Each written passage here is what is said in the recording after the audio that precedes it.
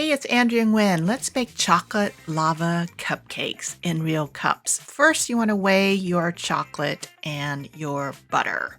Use a scale so that you're really precise. And then go ahead and butter your cups. I'm using these really old-fashioned ceramic teacups because they're easy to clean and they invert the cake out really easily. And your fingers are your best tool for buttering the cups. Then add a little sugar, sprinkle it in so that you make sure that the cake releases later on. Give it a little tap to make sure that it's not overly sugared. Melt your chocolate and butter mixture however that you please, either in the oven or microwave. Now mix up that egg mixture really, really well before you add in the flour. Just mix the flour until it is disappeared. All right, not too much. Don't overwork the batter. And finally, scrape in the chocolate and butter mixture. I like to do it in a couple of portions because, it just seems to mix in a little bit better that way. Don't mix it this fast. Be a little more gentle. But I just sped things up. And now you will divide up the batter. The great thing about using measuring cups for prepping this batter is that you can kind of eyeball things a little easier. You can pour easier too from the measuring cups. Scrape everything out as best you can. You want all that, as much of that batter to go into the cups as possible. And then once that you have the batter in the cups, I'm very thorough here, as you can see, because I don't want to waste anything. Give it a little shake, just a little tap like that to settle things, and then you're going to bake them. And make sure that you have the oven preheated so that you're ready to go. Set your timer, and let's see what happens here. This is sort of the tricky part of baking this cake, trying to figure out, are the cakes done? And I went 3 rounds with this, actually 3.5. And these look done. They've set on the edge and are kind of puffy. There's a little divot in the middle.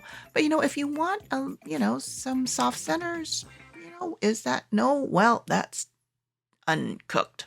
So you can rebake them. You can throw it in the microwave if you want to.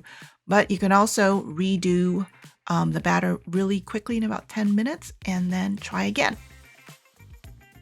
I'm telling you, you got to play with this recipe, but it's fun.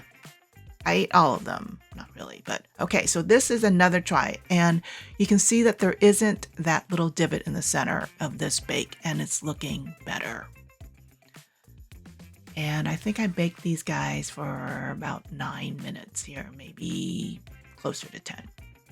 But let them cool because the cups are really hot, and then you're going to unmold them. And I like to use a knife tip to just kind of, wiggle around the edges. Not all the way down, but, just enough to loosen things. And then I'm going to take the saucer, or you can use some other small dessert plate.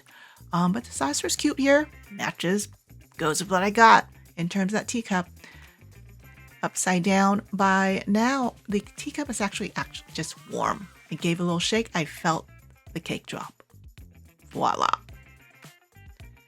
The cake holds its shape. There's nothing oozing, nothing falling out there. It is very jiggly wiggly.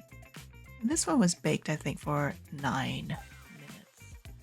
And you can decorate it now. And I, suggest some confectioner's sugar. And this is the fun part, the decoration part. And the sugar actually hides a lot of mistakes, and it looks charming too. And if you want a little fun green touch, use some matcha. The matcha lends a wonderful, slightly bitter flavor, and it also looks really, really cool. Vaguely Asian-y, right? And once you're done, you can go ahead and serve the cakes when the cakes are still warm. And this is the fun part. What you've been waiting for. And it only took, less than 30 minutes to put this cake together and bake it. I hope you make this cake. This is Andrea Nguyen, and enjoy.